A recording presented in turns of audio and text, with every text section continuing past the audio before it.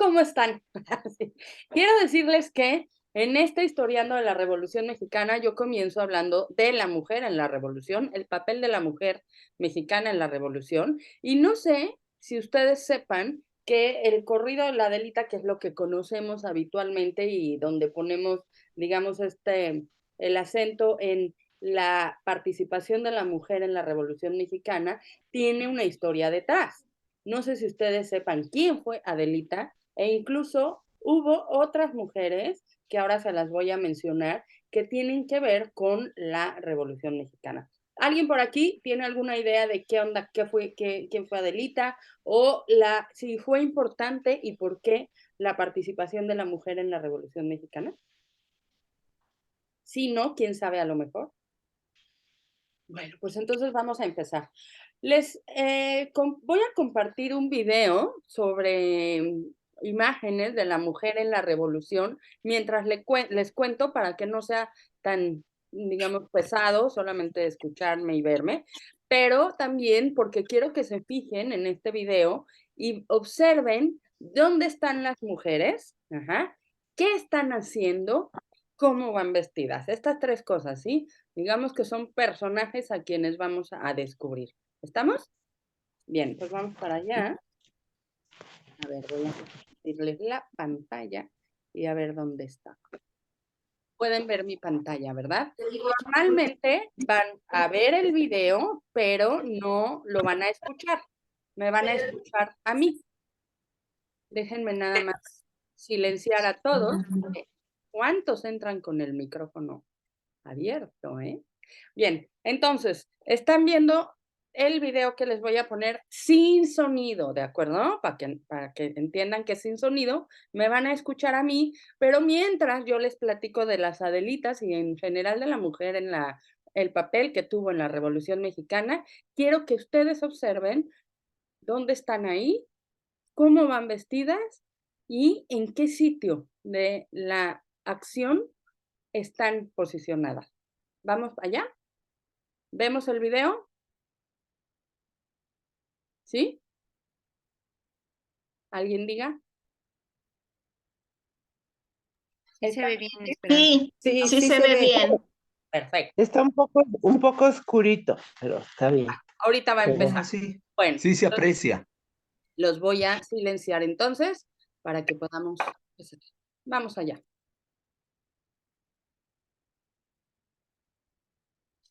Bien, no podemos contar la historia de la Revolución Mexicana sin incluir la participación de las mujeres. Ellas también fueron unos personajes muy importantes que lucharon por la democracia. Y desde antes de la proclamación del Plan de San Luis de Francisco y Madero, las mujeres ya habían participado para poner punto y final a esos 30 años de dictadura porfirista. Tenemos el caso, por ejemplo, de las hermanas Carmen y Natalia Cerdán. Ellas fundaron clubes antirreeleccionistas. También Elisa Acuña y Juana Belén Gutiérrez fueron muy importantes porque publicaron editoriales, escritos y textos en contra de Porfirio Díaz.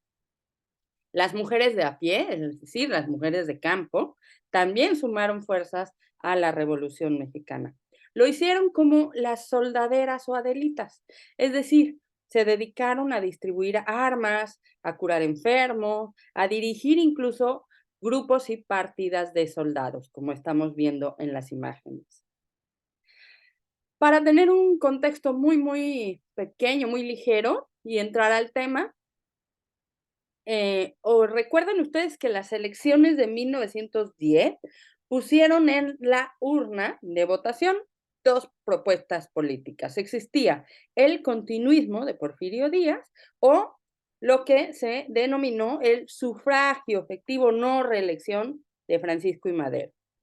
Este candidato, Madero, fue encarcelado apenas unas semanas antes de esta jornada electoral, es decir, de las votaciones. Lo acusaron, por supuesto, de pronunciar discursos y de sublevarse contra Porfirio Díaz. Madero se escapa de prisión, se refugia en San Antonio, Texas, y desde allá proclama el Plan de San Luis Potosí. Convoca a la lucha armada para el 20 de noviembre de ese año. La lucha entonces contra el régimen de Díaz inició de forma anticipada en Puebla. ¿Se acuerdan de la familia Cerdán? Que acabo de decirles dos de estas mujeres de esa familia. Bueno, son Carmen y Natalia Cerdán. Ellas comienzan a distribuir armas y municiones desde la portería de Santa Clara, desde un convento, imagínense, en Puebla. Los fusiles los ocultan en sus vestidos y así los trasladan hasta su hogar para después proporcionarlos a las tropas. Desde ese lugar, desde su casa, dispararon contra los más de 400 soldados que fueron, digamos, a retener a la familia. En ese enfrentamiento mueren Máximo y Aquiles Cerdán, y Carmen y María del Carmen, que fue la madre de todos ellos, la matriarca, fueron encarceladas. Entonces, tenemos ya en estas mujeres que les cuento algunos destellos de por qué la mujer en la Revolución Mexicana fue tan importante. Ahora bien, ¿quiénes eran las soldaderas o las adelitas de la Revolución? Bueno, en realidad, pues eran las mujeres que acompañaban a los a los combatientes, es decir, las mujeres que eran parejas, que eran esposas, ¿no? Que eran incluso familiares cercanos de los combatientes a la Revolución. Fíjense ahí en las imágenes. Digamos que iban con ellos y empezaron a cumplir los roles que no distaban mucho de la mujer en ese tiempo. Cocina, enfermería, pero poco a poco fueron participando activamente en el combate. Y aquí es cuando la canción de la Adelita se convierte en un símbolo de la mujer revolucionaria. Empieza a cambiar el aspecto. Fíjense aquí en la imagen, ¿no?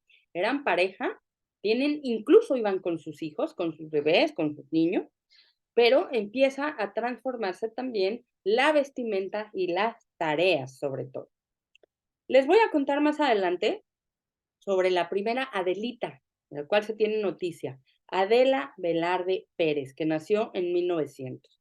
Por ahora vamos a ver qué pudo ser el origen o dónde pudo estar el origen de esta canción de la Adelita. Hay diferentes, digamos, propuestas, porque en realidad todo esto pues es un mito, es una leyenda, ¿no? Dicen que fue el villista Antonio Gil del Río quien compuso el tema, pero también se dice que fue Alfredo Villegas, uno de los esposos de Adela, que compuso para su mujer Adelita. Hay también muchísimas otras propuestas o, digamos, posibilidades, ¿no? Está Elías Cortázar Ramírez, que además de ese tema compuso otros más. Él era capitán. En realidad, todas aquellas mujeres acudieron al llamado del maderismo, algunas obligadas, otras, como acabamos de ver en algunas imágenes, con sus bebés a cuestas, pero todas cargando ya armamento. Apuntaban los fusiles. De esta primera etapa de la revolución, vamos a recordar a María de la Luz Espinosa Barrera. Ella fue nombrada como teniente coronel del Ejército Libertador del Sur. También Carmen Vélez, apodada como la Generala, formó parte del levantamiento maderista y junto con otros y otras más, estuvieron alistándose con Francisco Villa. Las mujeres participaron en diferentes facciones, se adhirieron al zapatismo, al maderismo, a los villistas, es decir, estuvieron en muy diferentes grupos, pero todas ellas fundaron lo que se conoce como las Adelitas, es decir, la representación de la mujer mexicana en la revolución, ¿sí? Y algo que es interesante es que ellas empezaron como Adelitas y no contravenían demasiado lo que era el papel de la mujer en la revolución, es decir, se dedicaban a lo que se pudieron haber dedicado en sus ranchos, en sus casas, en sus familias. Curaban, abastecían, daban de comer, limpiaban, pero como les digo, todas las bajas que se suscitaron y toda ya la, digamos, fuerza que empezaron a tener gracias a estar al frente junto con sus hombres, les hizo dar un paso adelante.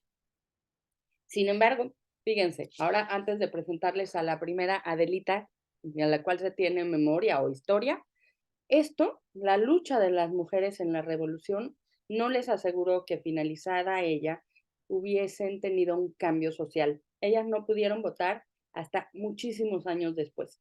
Digamos que la revolución las puso en la primera línea de batalla a muchísimas de ellas y fueron indispensables, aunque no estuvieran en la línea de batalla, para los hombres que sí pelearon.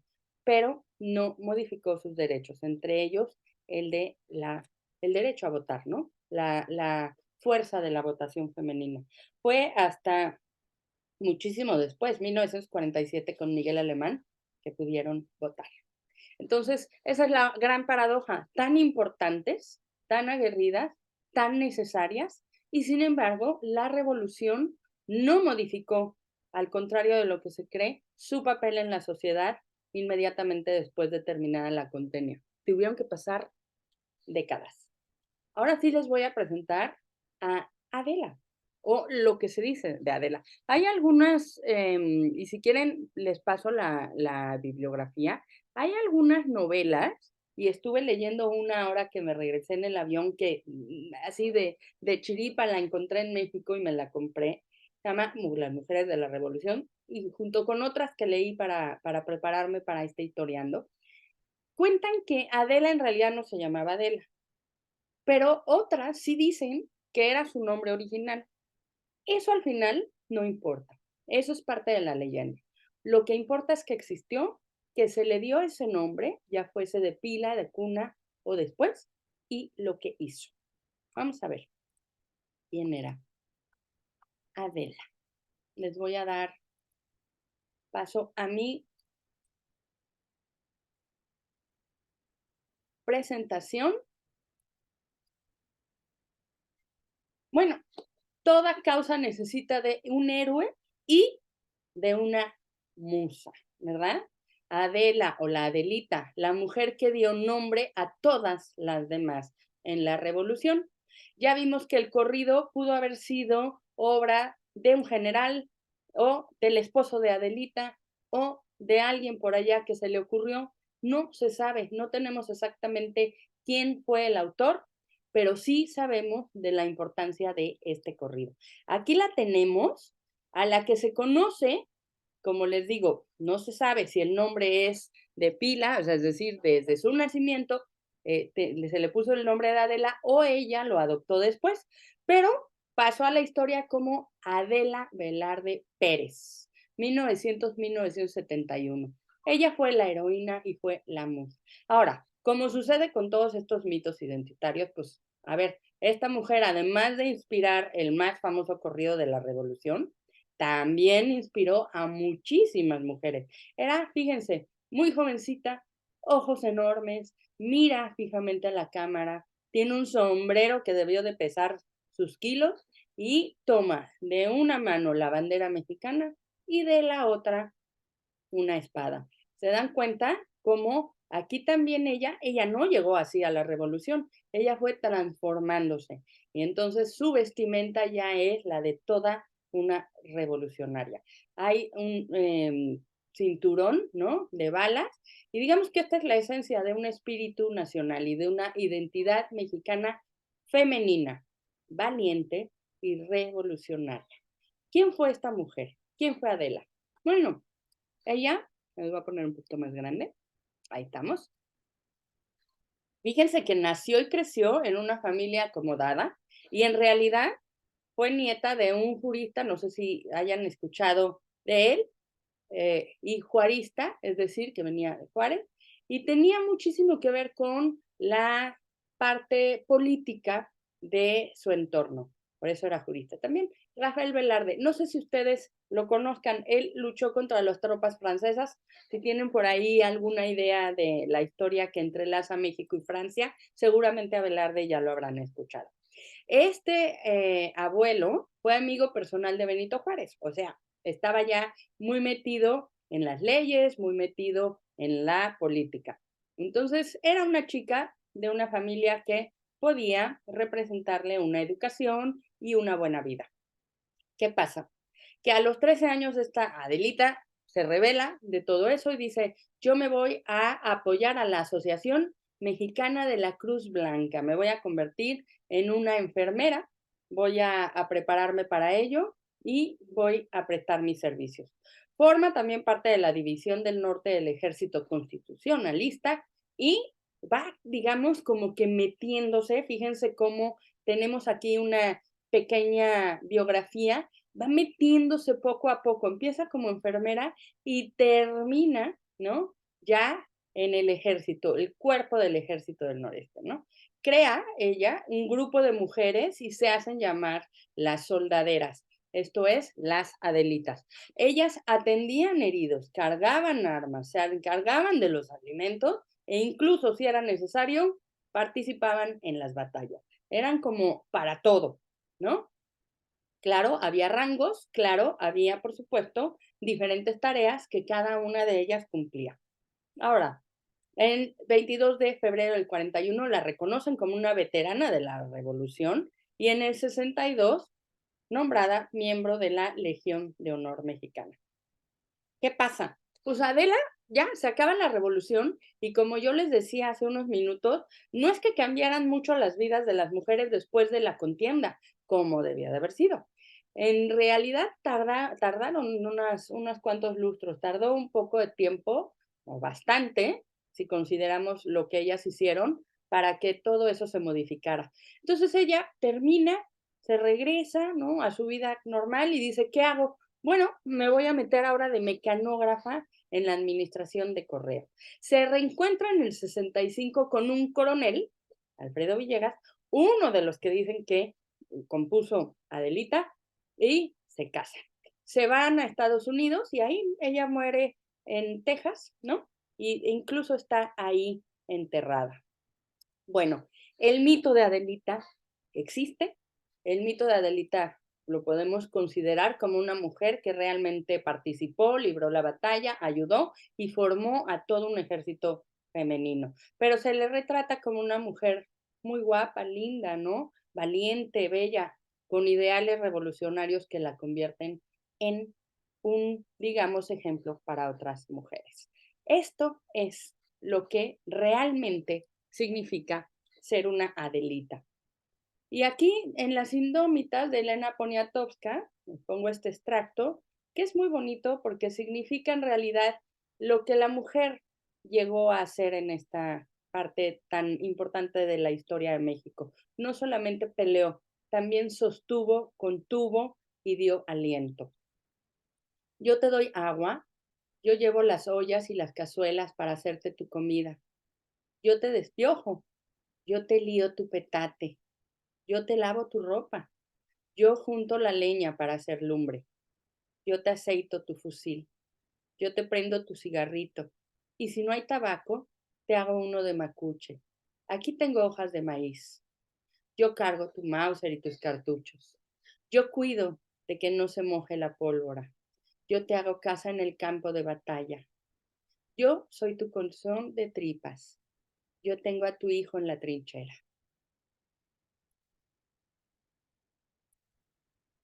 Por último, bueno, existe a través del tiempo, se ha ido forjando y alimentando una leyenda que el historiador mexicano José Alberto Galindo, les recomiendo el libro Un cielo lleno de metralla, la verdadera historia de la Adelita Velarde.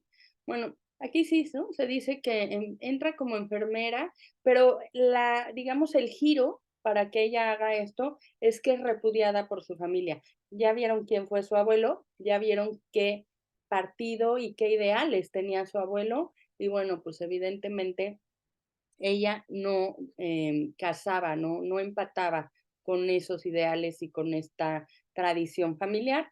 Entonces, la leyenda dice que la repudian y que ella, al tener que irse por pensar diferente, convertirse en enfermera, pues nunca más vuelve a ver a su familia de origen, ¿no? ¿Por qué? Porque ella, la familia esperaba que se casara y que tuviera hijos y que fuera tradicional.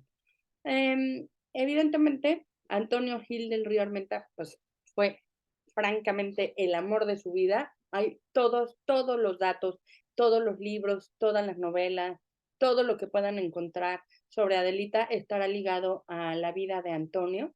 Y parte de esta leyenda es que tuvieron un hijo, Antonio y Adela, que muere en la Segunda Guerra Mundial. Esto ya, digamos, es el tinte y el toque dramático, ¿no? De una narrativa que nunca se sabrá. Pero esta historia de amor entre Antonio y Adela sí también tiene un final trágico, porque este sargento muere en Torreón en 1914 en brazos de Adela, en plena contienda. ¿Sí? Entonces se dice, esta es la maravilla de la leyenda, que puede irse construyendo en distintas formas y en distintos escenarios, que cuando muere él, ella encuentra en su petate un poco, ¿no? Un trozo, el inicio de ese corrido Adelita. Ella había sido su musa. Y bueno, yo estoy convencida que sin las Adelitas no habría habido revolución y estoy segura que muchos de ustedes también. Muchas de ellas, como les digo, y para finalizar, porque no solamente sería la Adelita, ¿no? Que acabamos de ver, las Adelitas son todas ellas, miren esta fotografía, están ya descargando en tren, están dando de comer, están ahí al lado de ellos, no atrás, no adelante, al lado de ellos, ¿no? Muchas fueron llevadas por sus hombres, por sus esposos, por sus padres o por sus hijos al combate. Algunas llegaron a tener cargos importantes y lucharon.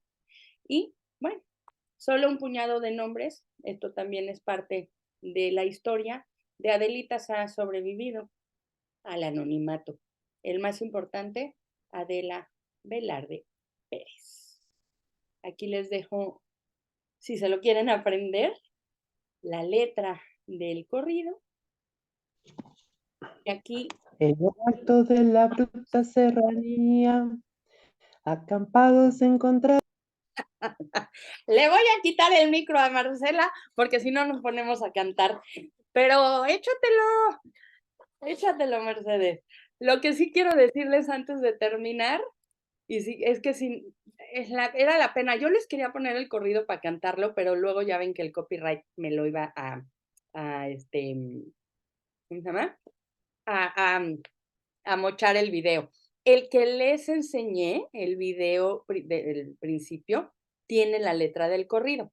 Para que Marcela se lance con un tequila a cantarlo después, se los voy a poner en el chat, ¿sí? Pero bueno, por mi parte es todo. Solamente decirles que la cuestión de la mujer en la revolución tiene un papel determinante, pocas veces entendido como el propulsor muchas veces de la batalla, es decir, cuando ya no se podía más, estaban las mujeres ahí, y algo que tiene, digamos, esta paradoja, la historia está llena de paradojas, es que lo que lucharon no se correspondió con lo que obtuvieron al final de la contienda, ¿no? Adela y muchas otras mujeres fueron parte de la revolución. Espero que ya puedan tener esta idea, espero les haya gustado. No es parte ya del dominio público, no lo sé, pero pues no vaya a ser, se los voy a dar porque ya Marcela ya estaba más que puesta y entonada para cantarlo y bueno, es parte nuestra. Eso sería todo por mi colaboración de este historiando, espero les haya gustado. Yo creo que eres tú, Marisol de la Maza. No sé si se corta mi voz, espero que no, ¿no? Bueno, y voy a compartir la pantalla para que mis compañeras puedan dar su participación. Gracias. Muy bien, voy a compartirla. Gracias, Esperanza. Voy a compartir. Entiendo que me toca, ¿verdad? Ya puedes compartirlo, ya lo Vale. tengo habilitado. Ahí va.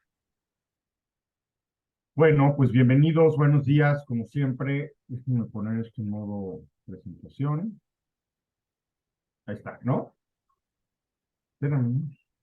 Ahí está, perfecto. Se ve muy bien. Bueno, muy bien. Pues muchas gracias. Voy a comenzar. El tema de la Revolución Mexicana, desde luego, es infinito. Son muchos años, son muchas regiones de la República, muchos ejércitos, muchos sucesos, pero voy a hacer un resumen histórico muy breve. Lo que quiero es presentarles algunas novelas de la Revolución Mexicana. Es muy amplio el tema, hay muchísimas novelas de la Revolución, para no hablar de cuentos, obras de teatro, poesía y demás.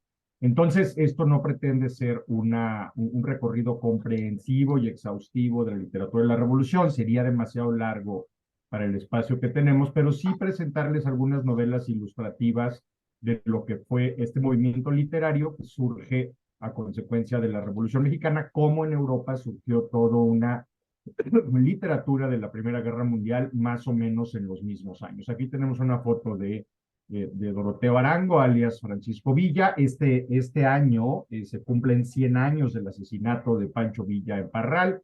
El gobierno lo ha decretado el año de Villa y ha habido una enorme y muy interesante polémica en los medios y en los medios culturales en particular sobre el legado de este personaje, que no es el protagonista único de nuestra charla de hoy, pero desde luego es uno de los más míticos, de los que más origen dio a corridos, literatura, cine incluso, y demás. Entonces, no, me van a decir, te faltó esta otra, así es, son muchísimas novelas, les voy a presentar algunas, pero antes les quiero dar, yo creo que todos estamos más o menos familiarizados con la historia de la Revolución Mexicana, pero como nos educamos, ahora sí que todos los aquí presentes, en uno de los regímenes salidos de la revolución, pues ha sido una guerra muy mitificada, muy mitificada, muy polémica, con muchos puntos de vista y mucha discusión a la fecha sobre la bondad, maldad, evitabilidad, inevitabilidad del movimiento y si fue una tragedia o una gran gesta heroica de la que debemos estar orgullosos. La verdad es que fue un poco de las dos cosas, como suele ser en la historia. Aquí abajo a la derecha ven una Adelita, que está ahí, una mujer de las que están con las tropas. Arriba a la izquierda, por supuesto, está Porfirio Díaz, a la derecha Madero, y abajo una hacienda en ruinas a raíz de la revolución. Entonces, me voy a echar un breve resumen histórico para contextualizar en qué periodo se encontraban, se desarrollan estas novelas. Como todos sabemos, Porfirio Díaz fue presidente, aquí esto está mal, vivió de 1830 a 1915, y Porfirio Díaz fue presidente en dos ocasiones. El intervalo de 80 a 84 fue una vil farsa. Manuelito González del Manco se hizo cargo de la presidencia, pero en realidad el que mandó desde 1877 hasta su huida en 1911, pues fue Porfirio Díaz, este personaje oaxaqueño, surgido él mismo de una revolución en contra de la reelección de Sebastián Lerdo de Tejada. Es muy curioso recordar que uno de los primeros lemas de Porfirio Díaz fue sufragio efectivo, no reelección, mismo que, como todo buen dictador, pasó a violar sistemáticamente una vez que estuvo en el poder. Hay quien extraña a Porfirio Díaz y dice que fue una época de oro de la sociedad mexicana. Hay quien dice que era un dictador sanguinario y malvado, del que había que deshacerse. Eran las dos cosas. Durante los 30 años de gobierno de Porfirio Díaz, o durante su largo periodo presidencial de 33, 34 años, efectivamente México vivió una época de desarrollo económico, sobre todo en las ciudades y en las haciendas prósperas. Pero a veces nos hacemos bolas con atribuir méritos y culpas con esto de la economía. La economía hasta cierto punto es independiente del tipo de gobierno que tengamos. Estaba habiendo un enorme progreso debido a la segunda revolución industrial en Europa y Estados Unidos, y bueno, nos llegaba esos avances. Pero sin duda México se desarrolló, se pacificó después de que los primeros 50 y tantos años de vida independiente de México habían sido una revolución y una guerra y un levantamiento atrás de otro. Yo creo que nadie se sabe de memoria la lista de todos los presidentes de México, porque era un caos el siglo XIX. Porfirio Díaz terminó con ese caos después de la intervención extranjera, Maximiliano, las guerras de reforma, etcétera, etcétera. Pero el costo, el precio de ese desarrollo, de esa pacificación, fue una represión brutal. Incluso si quienes piensan que Porfirio Díaz tuvo muchos atributos y efectos positivos en la sociedad, que los tuvo, no debemos olvidar que como todo dictador fue un hombre sanguinario, violento y represivo. Desplazó poblaciones, una cosa que hoy es considerado crimen de guerra, por ejemplo, a los indios yaquis de Sonora, que los mandó a Yucatán y muchas otras atrocidades contra los incipientes movimientos indígenas, obreros y campesinos. El sistema económico de la revolución era en realidad pues, muy arcaico, era feudal, estaba basado en haciendas enormes con peones acasillados. Ya sabemos, acabamos algunos de nosotros de estar en una de esas haciendas que pasaron por el porfiriato, que había patrones que trataban bien a sus peones, que les daban escuela, hospital, alimentación, apoyo en desastres y demás, pero al final de cuentas era un sistema osificado, un sistema que se fue quedando oxidado frente a los avances de la modernidad, como en esos viejos propiedades feudales de Europa. Hay, por otro lado, una urbanización notable en algunas regiones del país.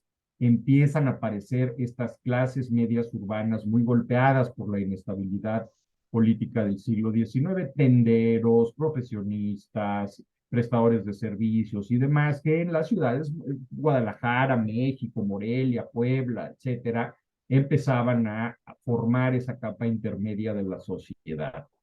¿Qué pasó? Pues que el porfiriato fue víctima de su propio éxito. Todos los regímenes políticos duraderos, un tanto autoritarios y exitosos, van generando estas clases medias y estas clases medias eventualmente piden participación política. Es parte de la naturaleza humana no conformarse con una subsistencia decorosa, sino querer ser parte influyente de la comunidad, sea pequeña, un pueblito, una aldea, o una gran ciudad, o un gran país. Y lo que pasó fue que el régimen de Porfirio Díaz se fue haciendo viejito. Duró demasiado tiempo y durante ese tiempo pensó que no había que cambiar. Este es un error muy común en los sistemas políticos, lo estamos viendo alrededor del mundo hoy en día, creer que hay un punto de llegada, que hay un momento en el que decimos, bueno, este es el régimen político bueno y así nos vamos a quedar. Y eso es condenarse muy probablemente a la violencia, porque las sociedades viven de que haya este concepto que les pongo aquí en este quinto bullet, que es la circulación de élites. Las sociedades necesitan que vaya rotando la gente en el poder para que todo mundo o casi todo mundo tenga alguna participación a nivel local o nacional en el gobierno del país. Y Porfirio Díaz detiene, coagula esta circulación de élites, se van haciendo viejitos. Hay un estudio interesantísimo de Luis González Obregón en la Historia General de México del Colegio de México, donde hace un cruce de las edades, profesiones y posición social de los miembros del gabinete de Díaz, y pues al final era una gerontocracia, como en la Unión Soviética, como en el gabinete, como en algunos gabinetes que ustedes saben, que está lleno de viejitos que pues a lo mejor eran muy competentes, fueron, pero que están desfasados del cambio social. Y empieza a haber una enorme presión para que haya cambio, para que haya movimiento. Que hubo una modernización económica sin modernización política. Ya le podrán preguntar a Mikhail Gorbachev qué es lo que pasa cuando se detienen este movimiento de la modernización política que tiene que ir acompañando al desarrollo tecnológico, al surgimiento de nuevos grupos sociales y a la necesidad de movimiento. A nivel regional, Porfirio Díaz tenía un sistema de una cosa que se llamaba jefes políticos, que eran una especie de gobernadores que en realidad eran sátrapas, es decir, delegados del rey, delegados del monarca, del dictador, que con mucha frecuencia eran seres muy corruptos e incluso muy sanguinarios, que propiciaban un gran resentimiento entre las poblaciones que gobernaban. Recordemos que el estado de las comunicaciones, a pesar de que fue apareciendo poco a poco el ferrocarril, pues era muy difícil. Si ustedes vivían en Baja California o en Chiapas o en Yucatán, pues para todo efecto práctico vivían en islas, ¿no? Vivían en lugares muy, muy alejados del centro. Empieza a haber entonces esta inquietud política, enojo por la ausencia de democracia, y ahí es donde Porfirio Díaz comete su gran error histórico que proporcionó la causa de la revolución.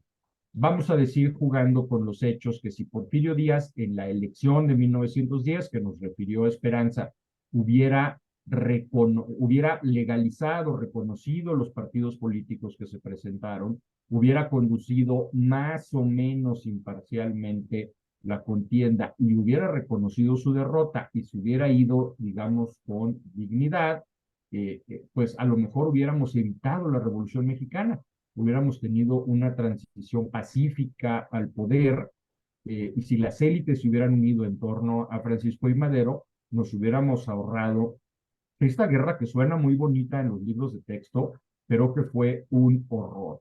La Revolución Mexicana produjo, nadie tiene un dato perfecto, pero alrededor de 1 millón de muertos.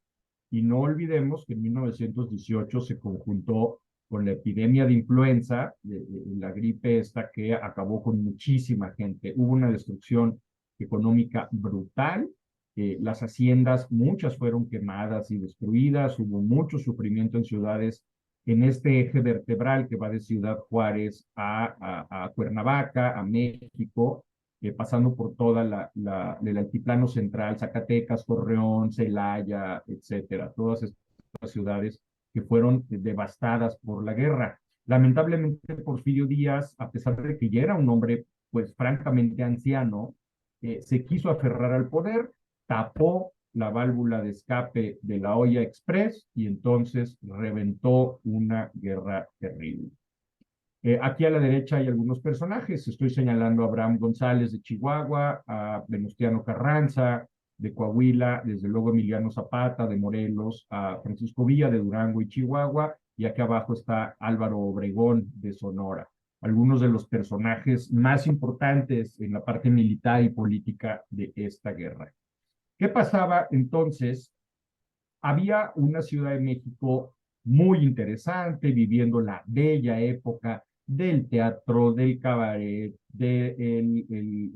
la carpa, la prensa, controlada y reprimida, pero sobre todo con una gran vida cultural, las universidades. Había un movimiento muy en ebullición en la Ciudad de México, pero también en el norte había otra sociedad. Este norte próspero que se había ido desarrollando bastante al margen de la Ciudad de México, muchas veces más estrechamente ligada a los Estados Unidos que a la propia Ciudad de México, y donde más que en otros lugares empieza a surgir esta clase media próspera, esta clase media de profesionistas y propietarios que decían: a ver, yo no me voy a pasar el resto de mi vida obedeciendo a un señor que vive allá lejísimos. Yo quiero tener injerencia en los asuntos de la gobernanza acá en México, y para eso en el norte de México necesitamos deshacernos de este personaje.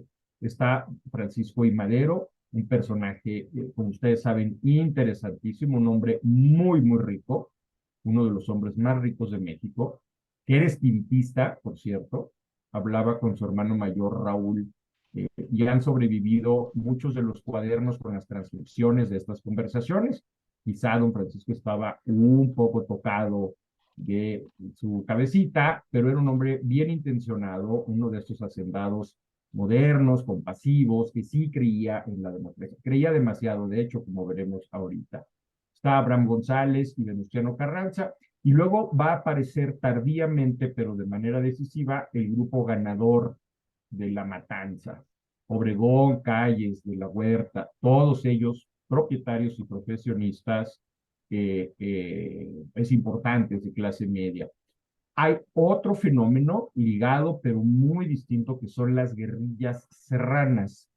Por ejemplo, la encabezada por Francisco Villa o Doroteo Arango. Esto es lo más polémico de la revolución. Hay quien lo ve como una especie de Robin Hood, un gran héroe, un defensor del pueblo, y hay quien lo ve como un psicópata, precursor de los Zetas y el Cártel Jalisco Nueva Generación.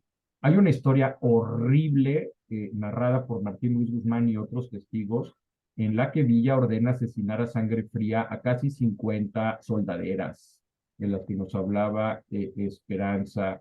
Era un depredador sexual, pues muy gacho, y un hombre que podía sonreírle a uno, darle la mano muy amable y al siguiente mandarlo fusilar. Estuvo a punto de fusilar a Álvaro Obregón y fue Luz, una de sus 80 y tantas esposas, la que le impidió matar a Obregón, para bien y para mal, porque luego Obregón lo mandó matar en 1923, hace 100 años. En el sur había otra revolución diferente, no es la misma revolución de Madero, ni de Villa, ni de Obregón. La revolución de Emiliano Zapata tiene otras raíces, es una revolución esencialmente conservadora y restauradora, que lo que quería no era la reforma agraria de Cárdenas, eso es un mito horroroso, que la reforma agraria de Cárdenas es lo que pedía Zapata. Zapata lo que exigía era la restitución del autogobierno de las comunidades y los municipios, sobre todo los indígenas, que había sido garantizada a lo largo de la colonia y que les había sido arrebatada gradualmente por los hacendados que los fueron despojando de sus tierras y los documentos legales de los que habían vivido desde el virreinato. Esa es otra. Hay también otros personajes como los hermanos Flores Magón que acusaban la influencia ideológica europea de los anarquismos y los socialismos de Rusia, de Alemania, de Francia y de algunos otros lugares, y que proporcionaron una estructuración discursiva e ideológica para una buena parte de estos movimientos. Ya nos hablaba Esperanza de la familia Cerdán, las clases acomodadas de Puebla, del sur del país, que también tenían, similares a los del norte, inquietudes políticas y sociales. Y pues lo que pasaba era esto, que llegaba la electrificación, llegaba el automóvil, llegaba el teléfono, había más inquietud por participar en la prensa, pero no se movía nada a nivel político y eso hizo estallar esta olla de presión. Puse en rojo aquí porque yo creo que con otras personas me parece que más que una revolución, lo que hubo en México es un repentino colapso institucional, un cese, un infarto al sistema político que se detona en una serie de tumores y explosiones de violencia y de resentimiento por todos lados. Y esto es lo que pasa cuando los sistemas se osifican y no van transformándose acorde a las transformaciones que hay abajo en la vida diaria en la sociedad. Viene este colapso institucional, hay un descenso a la anarquía total. Todos recordamos las historias de la moneda, por ejemplo, los bilimbiques, que todavía seguimos usando como frase proverbial, que eran estos, cada quien emitía su propia moneda, los villistas, los carrancistas y demás, y era un caos terrible. La historia económica de la revolución, pues es aterradora y muy especializada, pero lo que hubo fue una enorme pérdida de riqueza en el país. Y aquí se enfrentaban diferentes visiones del país y eso fue lo que dio al traste también con el régimen de Francisco I. Madero. Había personajes que se habían levantado en armas para defender la tradición, por ejemplo Zapata, y había personajes que querían dar el brinco a lo que pensaban era un México más moderno. También en esta guerra comienzan cosas como el uso del ferrocarril como elemento de transporte de tropas. La Revolución Mexicana es una revolución íntimamente ligada al ferrocarril. Aparecen las ametralladoras y curiosamente en México se lleva a cabo el primer bombardeo aéreo de la historia, incluso un poco antes que en la Primera Guerra Mundial, cuando el capitán Roberto Salinas se sube a un avión y bombardea Guaymas, Sonora. En 1910 hay las elecciones, hay un fraude electoral, como mencionaba Esperanza, así como le ha hecho Daniel Ortega en Nicaragua, que para ganar las elecciones pues es muy sencillo, encarcela a todos los contendientes y pues voilà, queda solito como candidato. Porfirio Díaz encarcela a Madero, otro gran error histórico, y entonces se viene la represión y la guerra, este primer estallamiento de la guerra que todos conocemos. Finalmente, la revolución, esta primera revolución es muy breve, muy breve, relativamente incruenta. En 1911, Porfirio Díaz ya no le queda de otra más que abdicar e irse. Y hasta ahí, pues todo iba bien. Había sido una guerrita corta, no particularmente sangrienta, y había habido un cambio de régimen.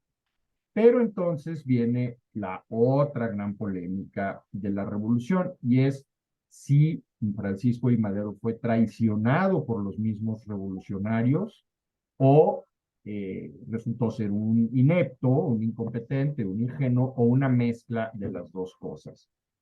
La prensa libre por primera vez en 40 años, fue muy dañina para el régimen de Madero.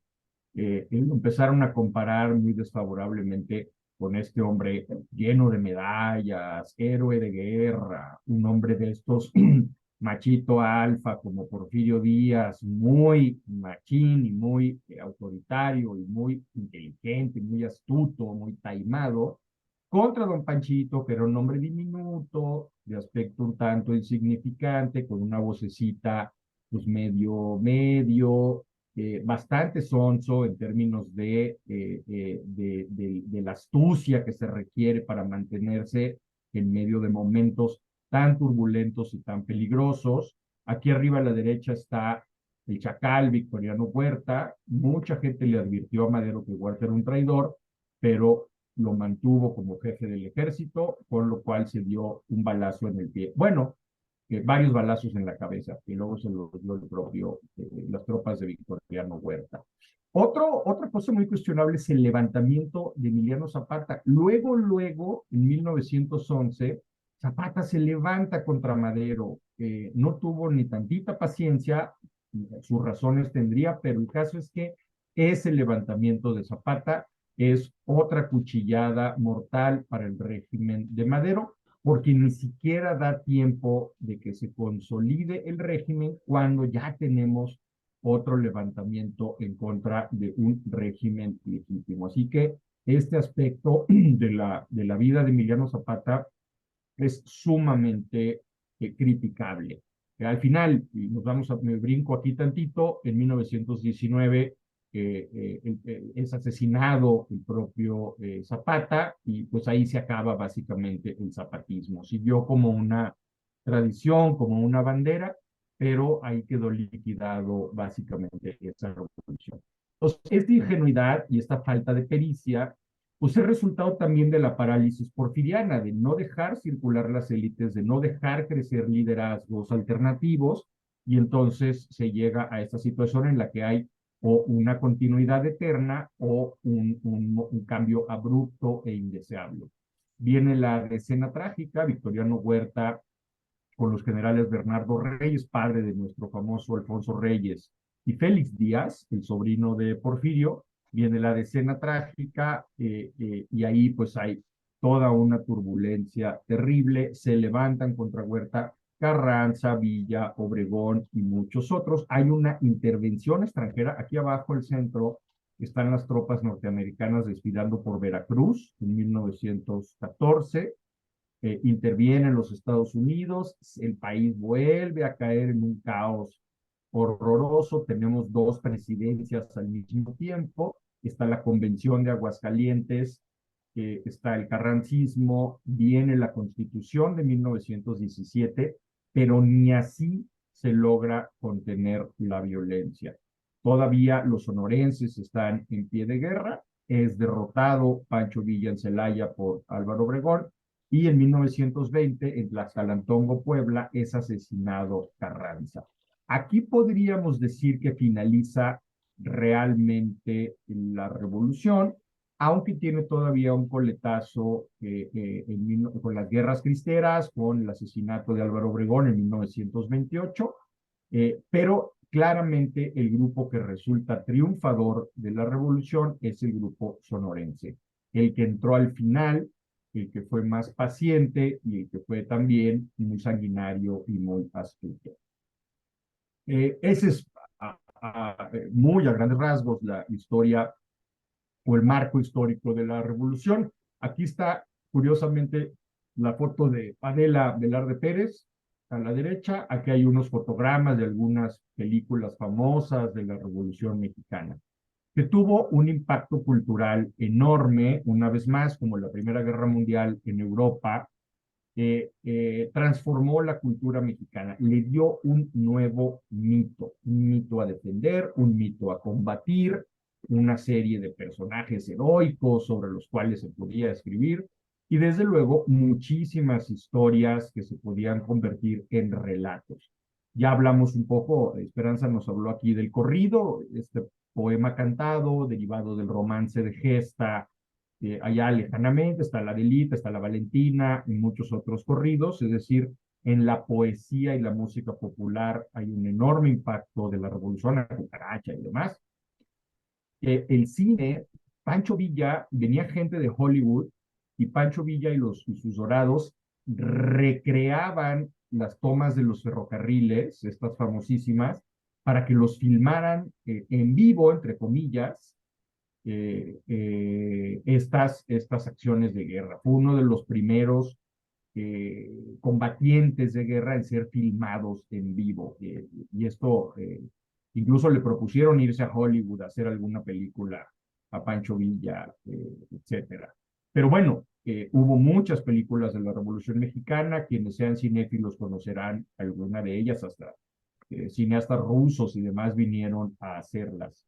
Me brinco la novela porque voy a hablar de ella, pero bueno, está Azuela, Martín Luis Guzmán, Mauricio Magdaleno, José Vasconcelos, Nelly Campobello, Agustín Yáñez, muchos nombres ilustres de escritores y escritoras mexicanas que abordaron la revolución. Y no me extiendo en lo que ya habló Zapata. Hay un impacto muy fuerte sobre el papel de la mujer, que ciertamente no pudo votar sino hasta los años 50, pero que ejerció una influencia muy grande sobre el cambio social en términos de la mujer.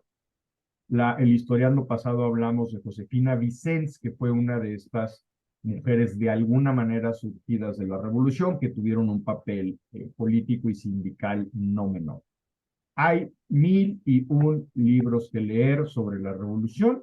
Yo les quiero recomendar 4 que me parecen fundamentales. Primero, este segundo, La Revolución Mexicana de Alan Knight, de 1986. Una, porque es comprensiva, son 2 tomos, abarca todos los aspectos de la revolución. 2, porque tiene una maravillosa introducción en la que describe la situación en el país región por región antes de la revolución para poder entenderla. Obviamente lo que pasaba en Yucatán era muy diferente que lo que pasaba en Coahuila o en Jalisco. Está la biografía de Zapata de John Goma, que es muy interesante. Este libro de La Frontera Nómada de Héctor Aguilar Camín, que se explaya sobre el papel de los sonorenses en la Revolución Mexicana, y luego la maravillosa biografía de Pancho Villa que escribió Friedrich Katz. Verán que 3 de estos autores son extranjeros, y me criticarán por no poner mexicanos, pero una de las ventajas de estos historiadores extranjeros es que son más imparciales, ven con más objetividad y frialdad. Uno de los problemas con los libros sobre la revolución escritos por mexicanos es que defienden o atacan o fueron parte de algún movimiento, y entonces, aunque son libros valiosos, en muchos casos muy bien escritos, pues tienden a ser parciales en sus juicios. Bueno, me voy directo a la novela de la revolución. Una cosa que hay que notar, aquí hay algún mural a la izquierda y hay una foto de estos personajes que parecen pintorescos, pero a mí me dan bastante miedo, estos de arriba a la derecha. Una de las cosas que hay que notar es que con mucha frecuencia no es literatura revolucionaria, es decir, mucha de esta literatura, lejos de glorificar la guerra, lo que hace es escribir sus horrores. Muy pronto, muy pronto, hay un gran desencanto con la revolución, con la sucesión de traiciones, asesinatos, azonadas, corruptelas y demás, y lejos de glorificar este movimiento, muchas veces la novela lo denuncia, lo desnuda, lo retrata. Muchas de estas novelas se parecen un tanto a las crónicas de la conquista. son más bien o aparentan ser memorias noveladas. Hay memorias auténticas, hasta donde es posible esto, y memorias falsificadas y presentadas como un recurso narrativo para escribir una novela. Una cosa interesante es que no hay una novela total, comprensiva de la revolución. No hay un Guerra y Paz de Tolstoy aquí. No hay estos novelones eternos que pretenden o ambicionan pintar todo el movimiento, sino distintas visiones parciales sobre el mismo. Muchas de estas obras, como les decía, son alegatos personales, justificaciones de un movimiento u otro. Finalmente, el género adopta diferentes formas, ya sea el relato episódico, que sigue la figura central de un caudillo, o bien la narración, cuya protagonista es el pueblo, se acuerdan de Los recuerdos del porvenir. Otras veces se prefiere la perspectiva autobiográfica y con menos frecuencia los relatos objetivos o testimoniales. Otro aspecto muy interesante de la novela de la Revolución es que fueron muy traducidas y en muchos sentidos contribuyeron a formar el estereotipo mexicano en el mundo, ¿no? ¿Qué era mexicano? Pues estos soldados de la Revolución, estas Adelitas, estos personajes de sombrerote y rifle, sentados bajo un nopal, que con mucha injusticia se convirtieron en muchos lugares del mundo en la imagen que todo el mundo tenía de México. Les voy a hablar ahora, para no colgarme mucho, de algunas novelas que recomiendo leer. Insisto que faltan muchas porque sería muy largo. Puse esta, que es de 1909, del jalisciense Mariano Azuela, y se llama Mala Hierba. Y la puse porque es publicada un año antes del estallido de la Revolución y porque es una instantánea de la vida en estas haciendas, en algunas de estas haciendas, y nos da una buena idea de la situación del campo mexicano justo antes de la Revolución. Es una novela del campo, de pasión y odio en torno a una bella y liviana campesina, Marcela, quien después de tener amores con el hacendado Julián Andrade, huye con el caballerango, luego con un gringo, luego otra vez con el caballerango, y hay una matazón. Esta novela describe la situación de la sociedad rural mexicana previa a la Revolución. Azuela, por así decir, no era un hombre del pueblo, no era un hombre de clase baja, no era un campesino, era un médico, incluso fue médico con las tropas de Pancho Villa. Y aún así, el retrato que pinta de los hacendados es muy poco favorable. Yo sé que muchos de ustedes tienen abuelitos hacendados y los hicieron mucho y fueron muy lindos, o bisabuelitos, pero muchos eran señores feudales. Azuela destaca la prepotencia y la crueldad de los hacendados y los presenta como seres lascivos, alcohólicos, salvajes, dueños de vidas y virtudes. Entonces es un retrato todavía sin conocer que iba a ocurrir la revolución. 7 años después y muy pronto en la revolución, todavía estaba en pleno curso, no había ni siquiera constitución del 17, Mariano Azuela publica en 1915 en un oscuro folletón de El Paso, Texas, su novela Los de Abajo, que al año siguiente fue publicada en forma de libro y que pasó inadvertida hasta 1924. Como les digo, él había sido médico en las tropas de Pancho Villa. Esta novela puede confundirse por momentos con un reportaje. Tan inmediata es la acción al momento de la escritura y a las circunstancias del escritor. Es escrita en medio de la batalla y no años después.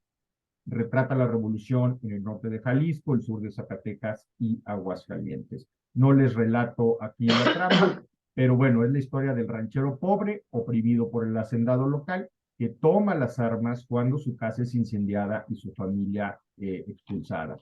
La novela va relatando este periplo bélico y vital de la banda a la que se une Demetrio Macías, y esto es bien importante. Uno de los aspectos centrales de esta novela de la revolución es que llega un momento en el que el grupo de combatientes ya no tiene noción de para qué, a favor de quién o en contra de quién lucha.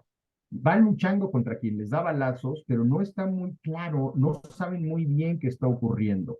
A eso me refería con el colapso institucional más que una revolución organizada. Como les decía, Azuela, lejos de idealizar la revolución, la describe como este colapso social repentino que fue. Es una novela muy eficaz, sobria, seca, precisa y muy verosímil. La prosa fluye con algunas pinceladas líricas que alcanzan a recrear este paisaje semiárido e inclemente del centro occidente. Sí, supongo que muchos de ustedes la han leído en la escuela o por alguna otra razón, pero vale la pena, si no lo han hecho, darle una visitada a esta gran novela.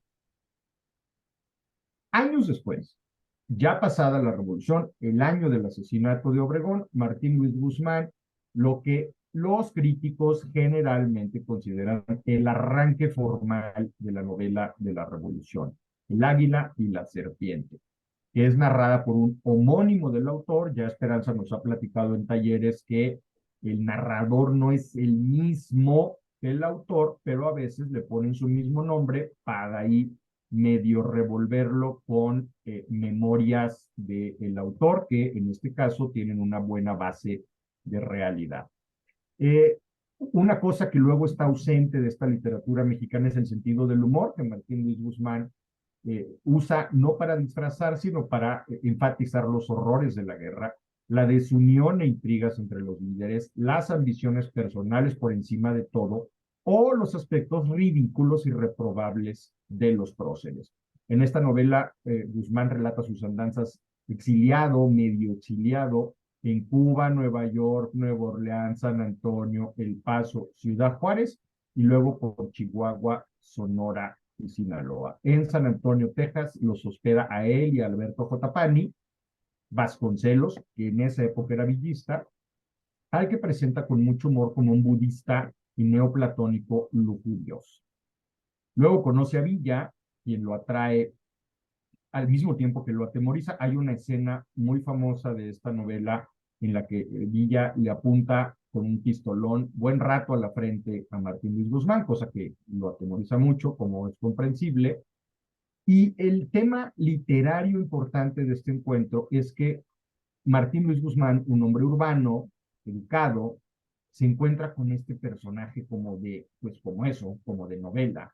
Villa es otro, es una mentalidad ajena, una mentalidad encontrada, es un personaje de fábula literalmente para Martín Luis Guzmán, y esto es muy interesante de ver en esta novela. Quién sabe qué dice aquí, pero ya lo corté. Muy bien. Por último, Carranza es el villano de esta novela. Claramente no lo quería el maestro Guzmán. Carranza le parece un autócrata megalómano, ingenuo en materia bélica. Obregón, un actor brillante, un farsante profesional. Guzmán utiliza un estilo poético en sus descripciones y evocaciones, pero también humor negro.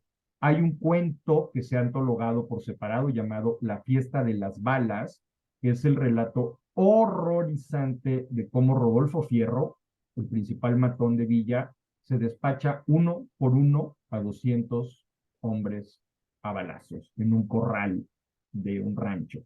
Eso es una cosa horrenda y está en esta novela. Y en las páginas finales, Guzmán ofrece sus brillantes reflexiones sobre la política mexicana, fragmentaria, cortoplacista y personalista, llena de lo que él llama intriguitas y complotitos. Si alguno de ustedes vive en Nuevo León, pues sabrá exactamente a qué me refiero y no me extiendo con el temita, pero seguimos así. Luego viene la que quizás sea la gran novela de la Revolución Mexicana, habida cuenta de que es aventurado el juicio, pero un año después, La sombra del caudillo de Martín Luis Guzmán aparece. Si no la han leído, háganlo. Lean primero La Águila y la Serpiente. Es una de las grandes novelas de la literatura mexicana y mezcla dos rebeliones contra el grupo de sonorenses. Una es la de Adolfo de la Huerta, de 23-24, y la otra la de Pancho Serrano en 1927. Lupita sabe que ese es el nombre de un ilustre arquitecto, pero pues este era otro Pancho Serrano. Estos dos personajes, hábilmente Martín Luis Guzmán los fusiona en el personaje del general Ignacio Aguirre, ministro de Guerra en 1923, Y una cosa importante, interesante, que destacan los críticos literarios, y es muy evidente cuando uno la lee, es que esta novela es una actualización de la tragedia griega. Como en esta, podría decirse que el personaje principal es el destino de Ignacio Aguirre, que a pesar de toda la lucha que desata en contra de su propio destino, es, como en la tragedia griega, derrotado al final. La estructura de la novela también es teatral, nos va presentando como si fuera varios actos de una obra, y hay una especie de coro encarnado en el diputado Axcana González, que es el íntimo amigo y conciencia de Aguirre y que funge como el coro de la tragedia griega, contextualizando y moralizando sobre los acontecimientos. El protagonista, Ignacio Aguirre, no es ningún héroe. Guzmán enfatiza que en este mundo no hay héroes. Es un político frívolo y venal, pero no traidor ni codicioso de poder, y ahí está la tragedia. Aquí abajo a la derecha hay un fotograma de la película La sombra del caudillo. Estuvo prohibida muchos años en México. ¿Por qué? Pues porque presentaba a Obregón y a Calles como un par de asesinos, y pues eso para el PRI era intransitable. Gran novela, leanla. Pasan los años, viene la Segunda Guerra Mundial, el alemanismo, el general Cárdenas, hay otras obras en medio, pero luego agarra un segundo aire la novela de la Revolución, ya consolidado el régimen priista, en 1956. Fíjense, casi 37 años después de la publicación de Mala Hierba, Mariano Azuela regresa al pueblo de Julián Andrade, de su personaje de Mala Hierba, y dice, ¿qué fue de estas gentes cuando volvieron del exilio? Este personaje vuelve de Argentina, donde después de desertar de las fuerzas de Villa haya refugio, y esta novela muy melancólica, muy triste, detalla las consecuencias de la revolución para los hacendados, supervivencia o desaparición. Aquí hay una foto de una hacienda destruida en la revolución, y es pues una novela que hace como ¿se acuerdan que en las películas gringas luego hay qué fue de los personajes después de que acaba la trama? Pues así es esta novela, que no es tan conocida, pero que vale la pena leer porque presenta esta perspectiva del tiempo. Luego hay una novela que quise poner aquí, aunque no es exactamente de la revolución, porque también nos hace un retrato in misericordia, que es una feroz sátira y denuncia de la clase política post-revolucionaria. En ese año también Luis Espota, un escritor que deberíamos recuperar, que deberíamos hacer un historiando algún día sobre el echeverrismo y López Portillo y Luis Espota y toda esta etapa de la historia mexicana. Es un novelista que yo estoy convencido hay que recuperar, hay que releer, porque nos da muchas claves de lo que ocurre hoy en México, y además es muy divertido y muy ameno. Estoy seguro también que muchos de ustedes han leído Casi el Paraíso, pero retrata a la clase política que surgió de la revolución en todo su arribismo, su corrupción, su provincianismo en el mal sentido de la palabra, esta horda de nuevos ricos. Aquí abajo hay una casa de las Lomas, como una de esas casas en las que se fueron a vivir los generalotes estos, y que son engañados por un gigolo profesional que se hace pasar por príncipe, como ustedes recordarán. Hay que ver esta novela para recuperar qué fue de la clase política que surgió de la revolución. Otra novela muy distinguida es La muerte de Artemio Cruz, de 1962, de Carlos Fuentes. Esta novela ya escrita con el estilo del boom, donde lo más importante es el lenguaje. Fuentes usa aquí hace una utilización arbitraria del tiempo y narra en tres personas, en primera, en segunda y en tercera. Y nos deja adivinar la vida de Artemio Cruz, un bastardo que se lanza a la revolución y luego se hace millonario con fraudes, extorsiones y corrupteles. Esta novela se interna en el personaje, nos da una profunda exploración de la personalidad, el cuerpo y los sentimientos de Cruz, y al igual que Casi el Paraíso, pero en otra vena, también retrata qué tipo de personajes medraron y lucraron y se hicieron poderosos con la revolución. No me detengo mucho en los recuerdos del porvenir porque hablamos de ella en la sesión pasada, pero esa es la revolución en Guerrero. Es otra visión, es la revolución en el sur, y también hay un coro griego, que en este caso es el propio pueblo que narra los acontecimientos. Y es otra crítica mordaz a la gran farsa de la revolución. Y por último, voy a cerrar con una nota gozosa.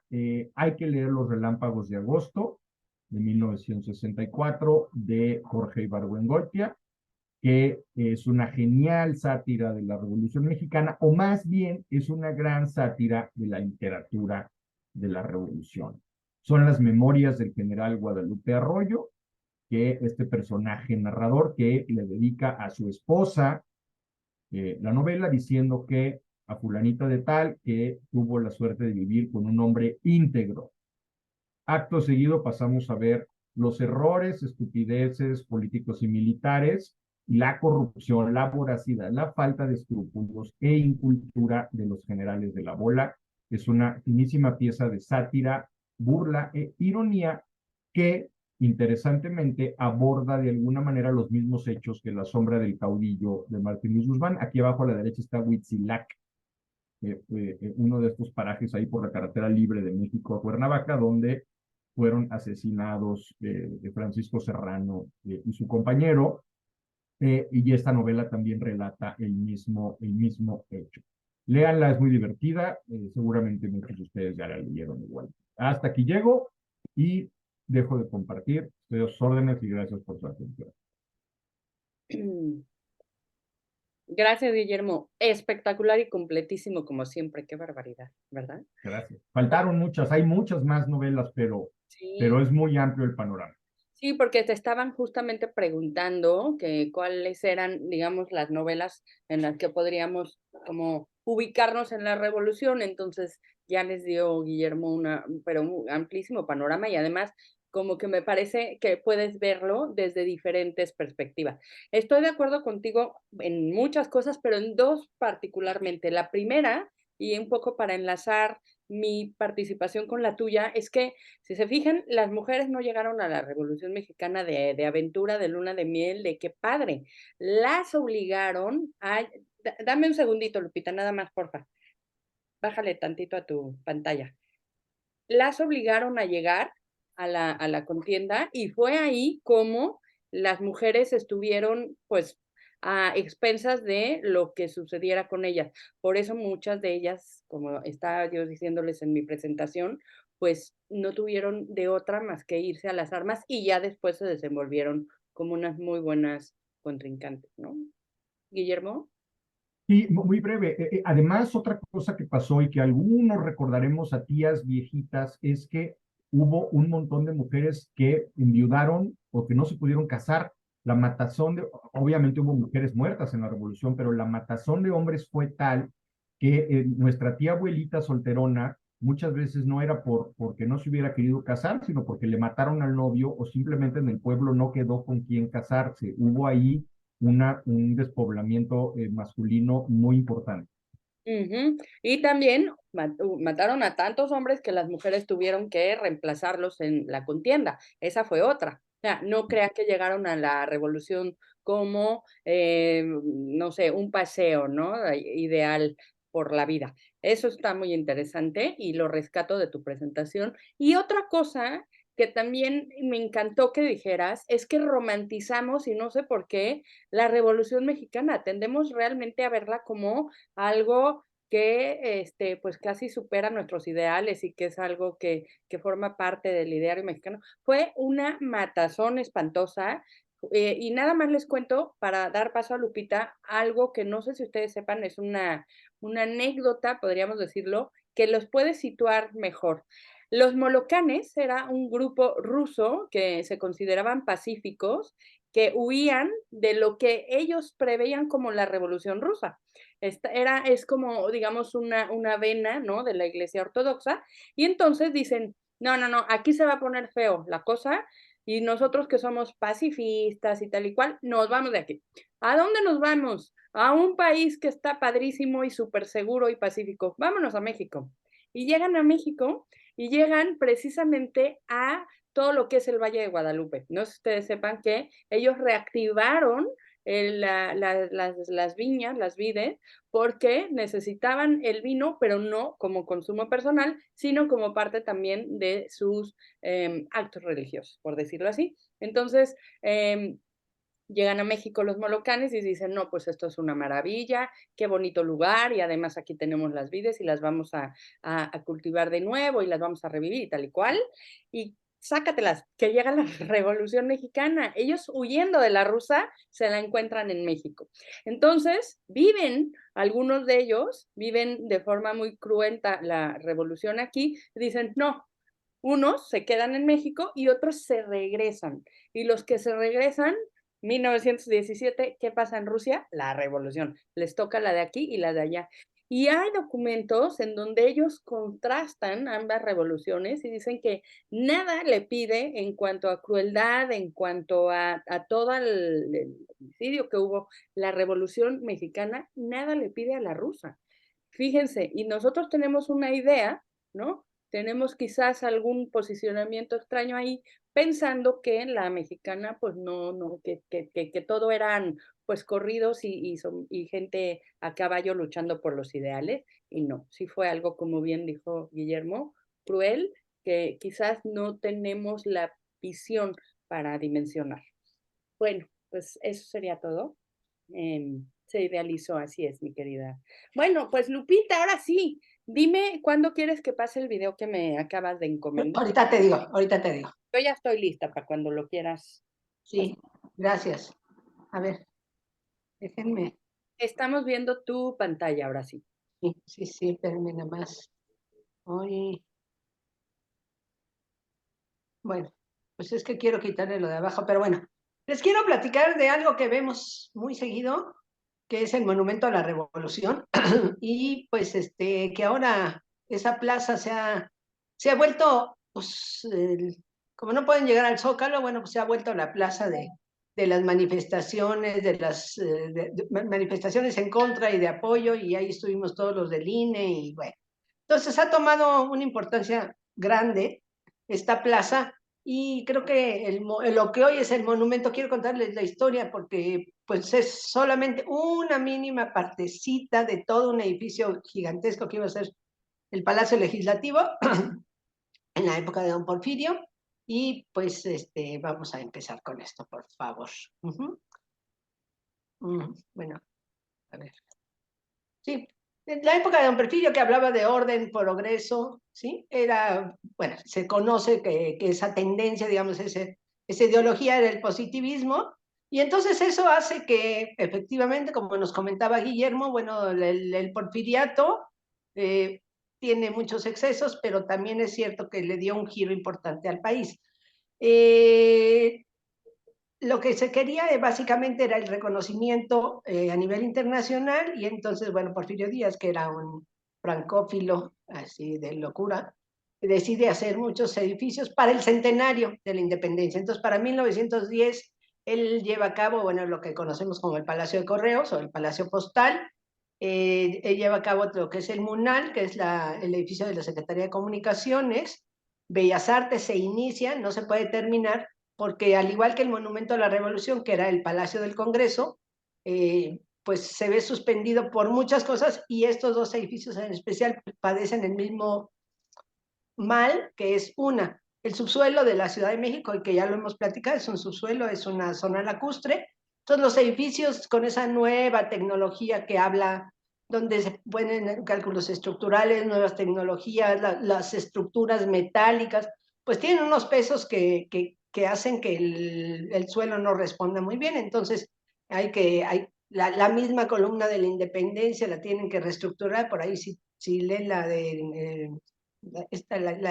historia de Antonieta Rivas Mercado, A la sombra del ángel, pues era para su papá, el arquitecto Rivas Mercado, era la gran preocupación, porque pues se le estaba hundiendo la columna, ¿no? Entonces tiene que solicitar apoyo de extranjeros expertos en estructuras, ¿no? Bueno, lo mismo pasa con Bellas Artes y con el Palacio Postal. Esa es una, digamos, les empieza a dar unos cuantos dolores de cabeza a los constructores, pero la segunda es, bueno, la revolución, estalla la revolución, no hay dinero, porque tanto cambio de gobierno, no, ya oímos a Guillermo, tanto cambio de gobierno, tanto cambio de moneda, tanto cambio de ideologías, tanto cambio de mandos, pues hace que toda la economía se pare, ¿no? Entonces, bueno, no hay para hacer estos grandes movimientos, ¿no? Estos grandes monumentos. Ay, espérame, es que no sé por qué. Aquí está. Lo que les decía de los palacios, traen a los arquitectos, aquí está el Palacio Postal de Debuari, igual que Bellas Artes, es cuando aparecen los grandes almacenes, ¿sí? El Palacio de Hierro, que justamente se llama el Palacio de Hierro, no se llamaba así, pero pues la estructura es de hierro, entonces todo el mundo empieza a hablar del Palacio de Hierro, y bueno, pues hoy tenemos el Palacio, ¿no? Entonces, Porfirio Díaz, bueno, uno de sus grandes sueños es el Palacio Legislativo, que va a ser la nueva sede, se concursa, pero pues medio chistoso el concurso, porque bueno, el primer lugar se declara desierto, el segundo se tiene por empate y finalmente se lo dan a un tercero, pues como suele suceder en estos concursos, ¿no? Además, uno de los miembros que participaron en el jurado es Emilio Dondé, que es un ingeniero muy conocido de la época de Don Porfirio, donde pues él se queda como constructor, entonces pues está también sospechoso, ¿no? Entonces es un concurso amañado, cuestionado, pero bueno, sí intentó ser algo muy importante, intentó ser algo dentro de la tendencia entre algo nuevo que estaba en el mundo y la tendencia como los parlamentos, el Capitolio, el Parlamento de Budapest, esta influencia neoclásica, ¿no? Y bueno, pues también una de las arbitrariedades que sucedieron en este concurso, el que ganó sí rebasaba más allá de 1.500.000, que era una suma importantísima en ese momento. Sin embargo, bueno, gana, pero no se puede llevar a cabo. Ahora sí, Esperanza, si me ayudas, un videito chiquito de los planos del proyecto. Hicieron un render que me pareció interesante que lo veamos cómo pudo haber sido este edificio, ¿no? Lupita, no sé, déjame ver si puedo compartir la pantalla o tú tienes que quitar la tuya. Dame chance. Sí, esto detendrá. ¿Desea continuar? A ver, ahí te voy. ¿Están viendo ya la mía? ¿Lupita? ¿No? No, si no, no importa, les doy el link y lo vemos al final, no pasa nada. Ahora sí, ¿no? Ya. Listo. A ver, denme chance. Ahí les voy con tu video. Aquí en el video van a ver que lo único que tenemos, pues es esta zona del medio, que era la zona, digamos, una zona de distribución, ¿sí? Donde había alas hacia ambos lados, y bueno, eran muchos metros, nos quedó solamente la zona central. Porque aún las dos alas laterales que se llegaron a levantar las estructuras, con el suelo que les comenté, se empezaron a hundir, entonces lo único que se mantuvo firme fue la zona central, lo que hoy tenemos como monumento a la revolución. Que también pesaba mucho, y sobre todo cuando se definió, lo vamos a ver ahorita, se definió rescatarlo y usarlo como tal, como monumento a la revolución, se forró, digamos, de cantera, ¿sí? Pero sí hubo que aligerar la estructura, digamos, se le quitaron elementos metálicos y mismo que, digamos, el volumen o el peso fue sustituido por el acabado que hoy en día vemos, es una cantera gris con detalles negros. Muy dentro si bien originalmente el estilo era hoy lo que vemos es un edificio netamente Art Deco, que bueno, en la época postrevolucionaria que fue lo que se utilizó.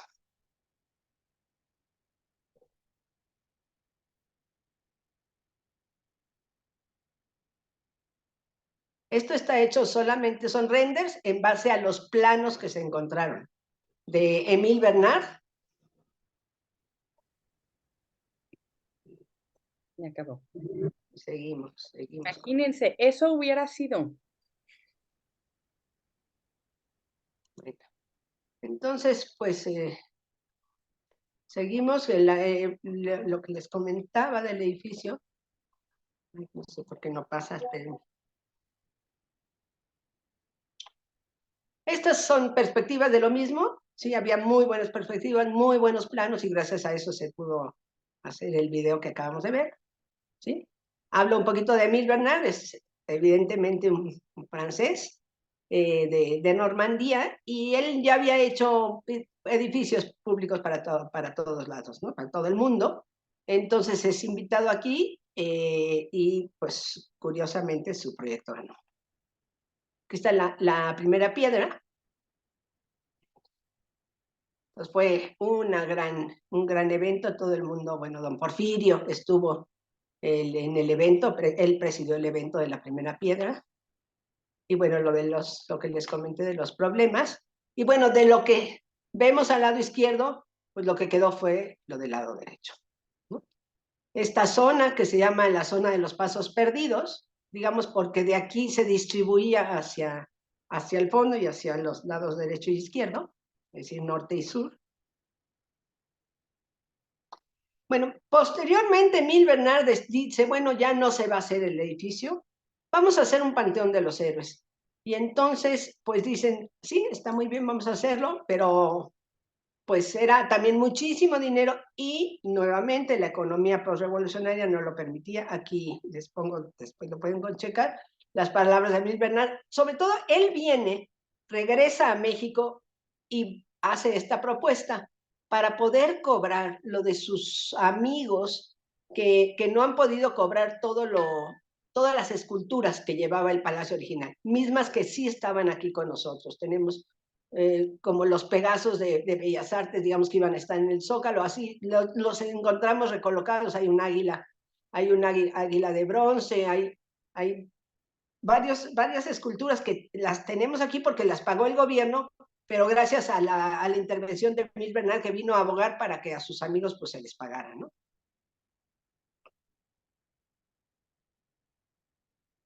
Entonces él propone este panteón de los héroes, y nuevamente en el mismo estilo, más tipo ecléctico, donde encontramos igual una influencia del imperio, pero una influencia neoclásica, pero una influencia... Entonces, esto es lo que él propone, y lo propone, él sabe perfectamente que no se va a poder llevar a cabo, pero como les comentaba, es una estrategia para poder cobrar.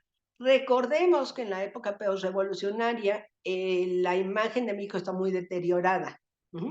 Entonces, los gobiernos postrevolucionarios tienen un interés especial en reposicionar a México a nivel internacional. Y lo que menos les conviene es tener una mala fama en Francia de que no se les pagó a los escultores. Entonces, gracias a esto lo utiliza y logra que se les pague, ¿no? Entonces, esto es lo que él propone ya como panteón, ¿sí? Ya quitando, pero rescatando lo que sí se logró llevar a cabo. Entonces les voy a platicar un poquito, un resumen de todo lo que le pasó a ese monumento, ¿no? En 1910, la primera obra, perdón, la primera piedra, se para hasta donde vimos. En el 19 viene a cobrar. En el 21 se desmantelan las naves laterales, que ya se los había comentado, porque están sufriendo pues hundimientos. Aquí está lo de las esculturas de los leones y el águila de cobre. Las esculturas de los leones, si no mal recuerdo, son las que están al inicio digamos, al final de Reforma, al inicio de Chapultepec, el panteón que ya les comenté.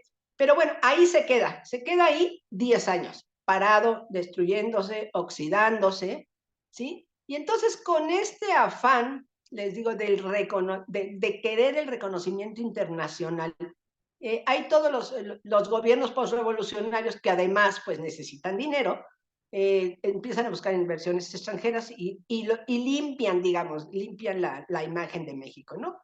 Uno de ellos es Carlos Obregón Santacilia, un gran arquitecto, que es de los consentidos, así como Ramírez Vázquez en la época de los 60, toda la época de la Olimpiada.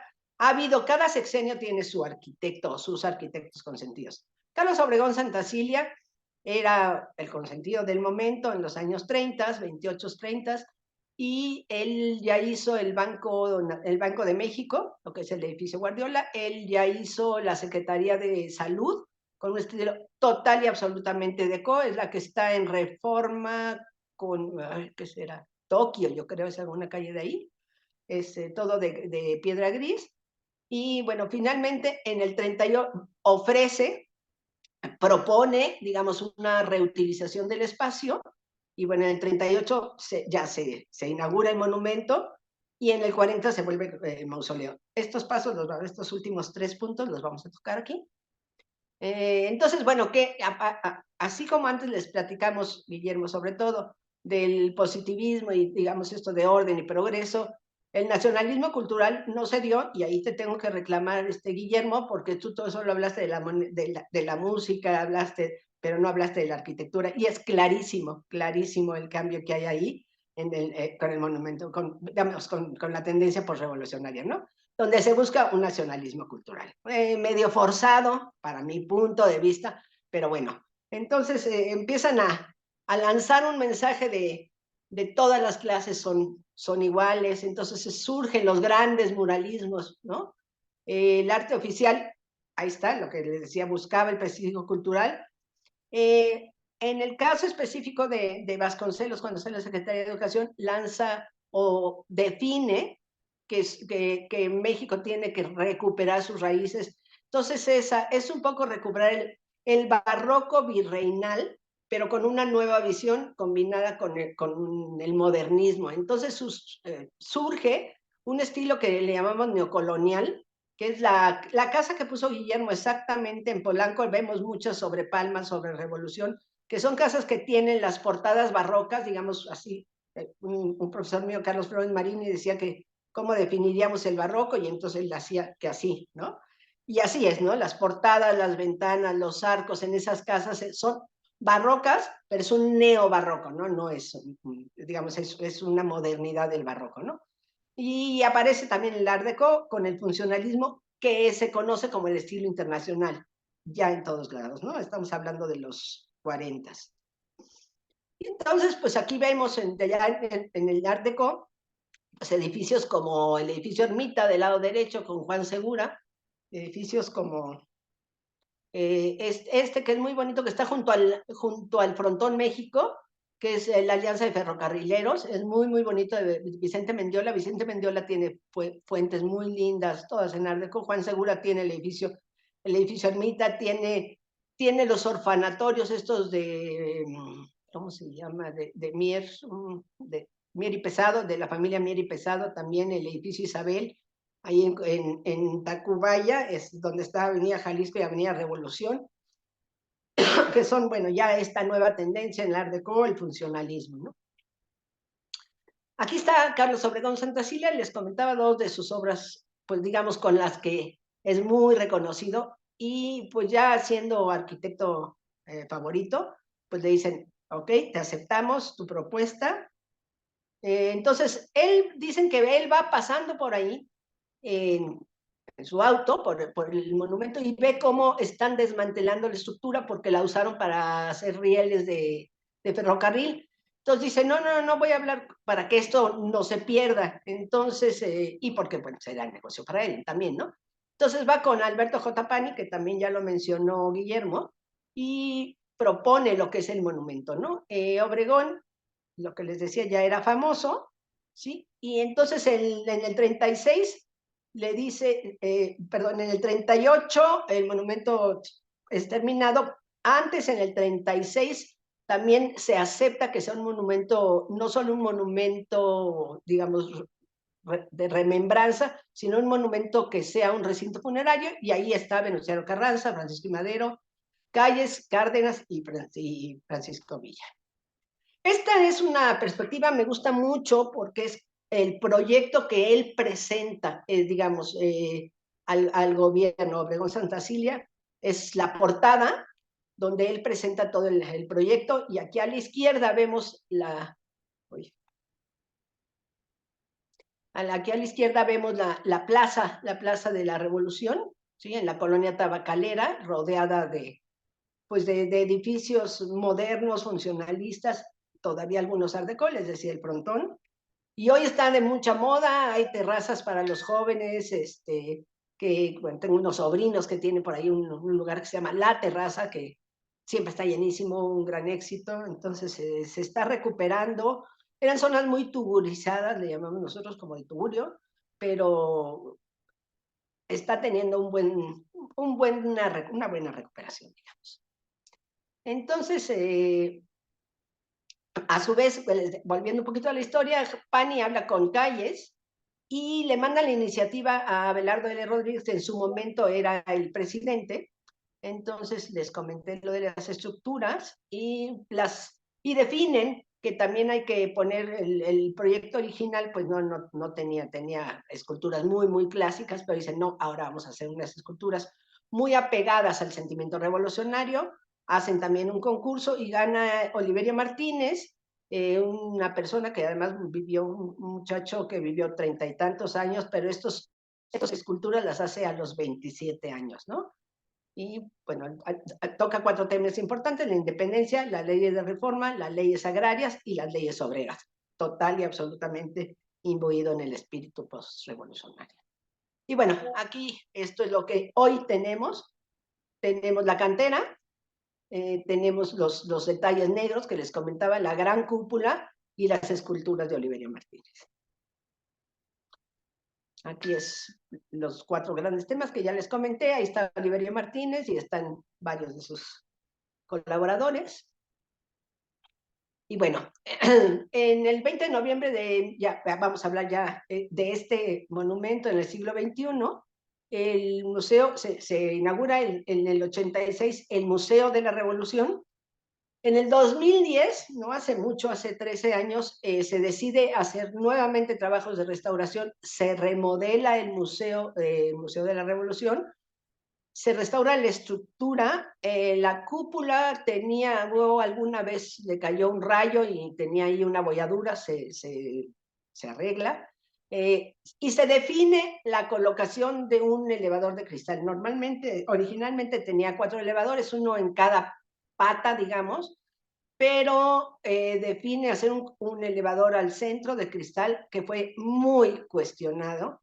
Grandes historiadores del arte lo criticaron porque pues dicen que lo bonito de eso, desde un origen de ese espacio, era la independencia, el sentir el espacio, ¿no? Y que aunque el elevador es de cristal, pues interviene visualmente, la imagen la deteriora, pero por otro lado dicen que no se podían recuperar los elevadores, que además eran elevadores Otis, no se pudieron recuperar porque en una de las patas está el cuerpo de Lázaro Cárdenas.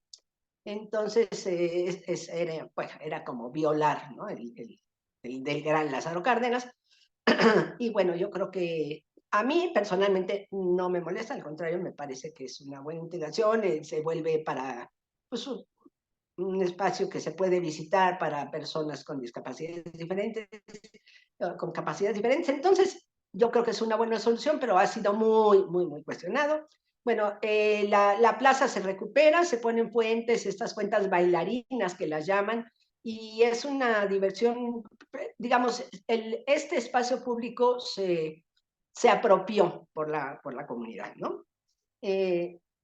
Es importante, por ejemplo, suceden cosas como los Reyes Magos, que cuando éramos chicos íbamos a la Alameda a tomarnos la foto con el burrito. Ahora todo esto de los Reyes Magos, al igual que la marcha por el INE y todos estos, pasan en el monumento, en la Plaza de la Revolución, ¿no?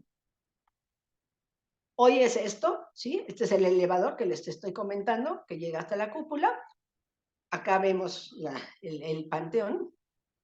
Esta es la parte de arriba, que es un mirador, que se puede, digamos, que es donde desemboca el elevador. Si tienen oportunidad, creo que vale la pena. Es un monumento visitado, pero pero como que no lo tenemos presente en el imaginario, para mi punto de vista, ¿no? Pero vale muchísimo la pena, tiene un mirador de 360 grados, y hay, es el museo,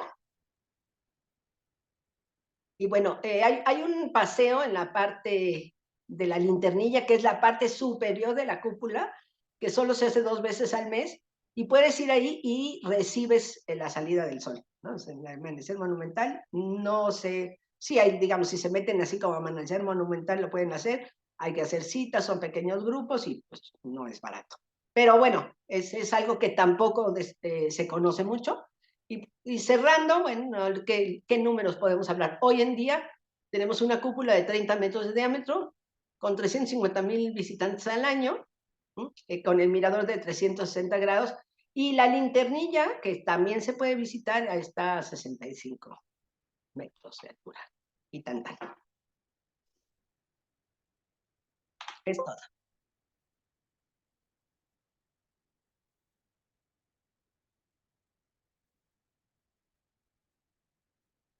Ya tenemos nueva visita, Lupita. El amanecer monumental. Nos vamos ahí a la cúpula. Estaría espectacular, ¿no? Y puedes desayunar ahí. Yo no lo he hecho, ¿eh? Ya está. Muchísimas gracias. Y bueno, con esto hemos terminado digamos, este último capítulo de Historiando 2023. Yo solo quiero darles las gracias de verdad por el entusiasmo, por el trabajo, por el tiempo a Guillermo y a Lupita. Es una joya tener Historiando en esta comunidad, de verdad. Aprendemos, nos lo pasamos muy bien, se ven y se vuelven a ver los videos una y otra vez. Yo estoy sorprendida porque muchos de ustedes no pueden estar en vivo en el momento en el que damos las charlas, pero nos siguen en las grabaciones. Y bueno, esto tiene que ver con la gran calidad de nuestros compañeros. Es que agradecerles desde aquí su trabajo y si no disponen de otra cosa, nos vemos en el 2024. A ver qué se nos ocurre. Muchísimas gracias. Muchas gracias. Gracias a todos. Hasta luego. Ay, Muchísimas gracias. Felicidades Gracias a a todos todos. y felicidades. Muchísimas Muchísimas gracias. gracias Un por abrazo. todo. Gracias. ¿Cómo agradecerles tanto? Muchas gracias. Gracias. Claro, Hasta luego. muchas gracias. Saludos, Felicidades a felicidades. todos, gracias. Felicidades. Manuel Morales, qué bueno que nos acompañes. Qué ¿Cómo gusto. estás, Mi compadre, ya lo vi. Viste, Hola, Tere. Teresilla. Felicidades, muchas gracias. Muy Felicidades a interesante, todos. muchas gracias. Gracias, Muy gracias. dinámico. Muchas gracias a los tres. De cada tema nos dan un panorama muy completo. Muchas gracias. Gracias, Adriana. ¿Te pudiste quedar? Gracias por todo. No, aquí vamos en el Uber. ¡Felicidades! Felicidades. Viaje, viaje. Gracias. Hasta el próximo. Gracias, gracias. Feliz año, feliz Navidad.